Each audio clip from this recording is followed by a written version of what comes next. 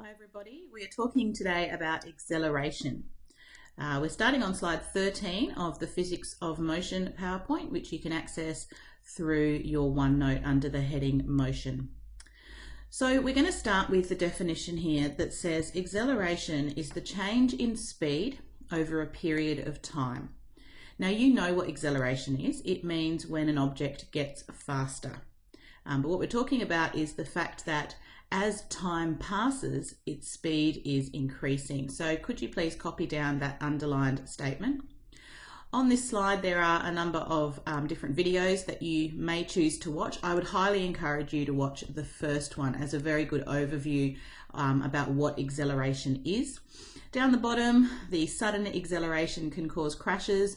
That's just a bit of fun. They're car crash videos caused by people who can't control their acceleration. And the last one, acceleration is used in testing cars' performance, is a video of one of the fastest cars. I think it's a Bugatti, and they're recording how long it takes to go from resting to a specific speed. So a bit of fun if you're into cars and how quickly they can accelerate.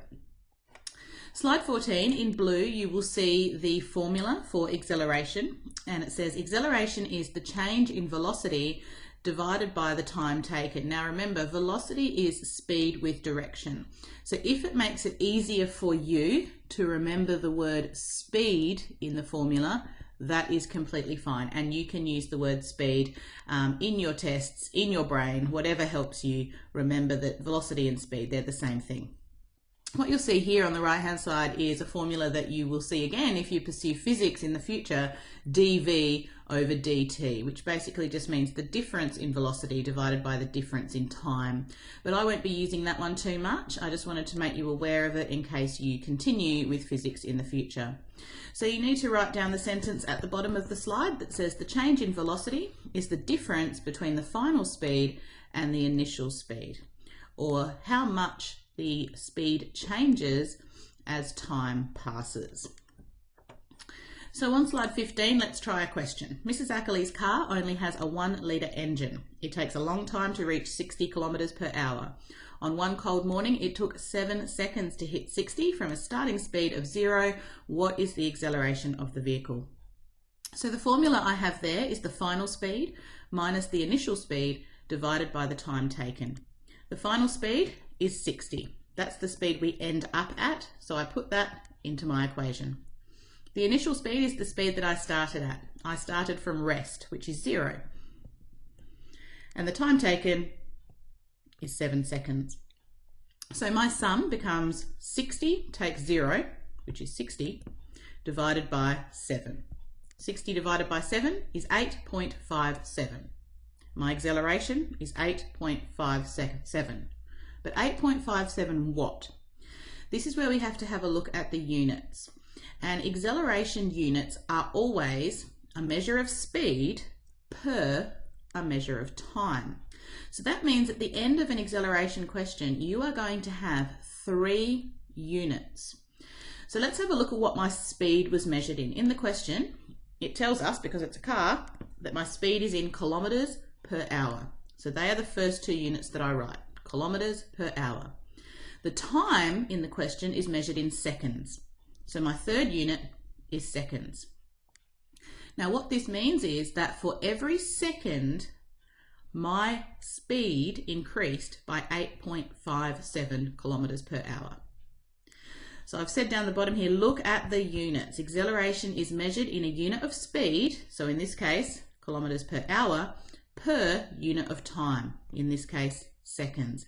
And you will always be able to get this information out of the information given in the question. On slide 16, let's try another one. A dog runs across an oval to meet his owner. Over the last 50 metres, he accelerates from 3 metres per second to 5 metres per second as he becomes more excited. This takes him 2 seconds. What is the acceleration of the dog? So the final speed that we're concerned with is 5 metres per second, so that goes into my formula. The initial speed was 3, so that goes into my formula, and it takes 2 seconds, so there we are. Now this turns out pretty easy because we have 5 take 3, which is 2, divided by the time, which is 2, which means the acceleration of this dog is 1. But 1 what? So we have a look at the speed in the question, and in the question his speed is measured in meters per second and the time is measured in seconds as well. So we would write that as 1 meter per second per second. However, we can simplify that to be 1 meter per second squared because there's 2 units of seconds there. Either is okay. What I'd like you to do now is go to your OneNote, and there is a worksheet there called Acceleration Calculations, and I'm going to walk you through the first couple and then I'd like you to try the rest of it yourself, please. So let's remember that our formula is final speed minus initial speed over the time taken. So number 1, the change in speed is 14 meters per second. They've given us the change. The time taken is 2 seconds. What's the acceleration? So nice easy one to start with. It's going to be 14 divided by 2, which is 7. What are our units? Well, our speed is in meters per second squared. The time is in seconds, so it's meters per second per second. Number 2, a car accelerates from rest, which is 0, up to a speed of 30 meters per second in 12 seconds. Calculate the acceleration. So again, the final speed, or the speed it ends up at, is 30. The initial speed is 0. So we have a change in speed of 30. The time taken is 12. And if you would get your calculator out and do 30 divided by 12, you would find that the answer is 2.5. Now, the units again, the speed is measured in meters per second, the time is measured in seconds, so our answer is 2.5 meters per second, or 2.5 meters per second squared. So I'd like you please to take the time to go through and try the questions on that worksheet. I'll just take you down to number 9. It's a little bit different because it's not in worded form. I'd still like you to give it a go though. You're asked to fill in that table using the existing information. So only one of those questions actually asks you to solve for acceleration. The other ones, the acceleration's given and you need to work out either the starting speed, the final speed, or the time taken. So just pause this recording briefly and give those questions a go. Remember to always check your units because it's not always meters per second. After you've done that, we're just going to skip back to the PowerPoint for a second and have a look at slide number 18. What about deceleration? Deceleration is slowing down, and you'll be pleased to know that it uses exactly the same formula as acceleration. It's just that the answer will be negative.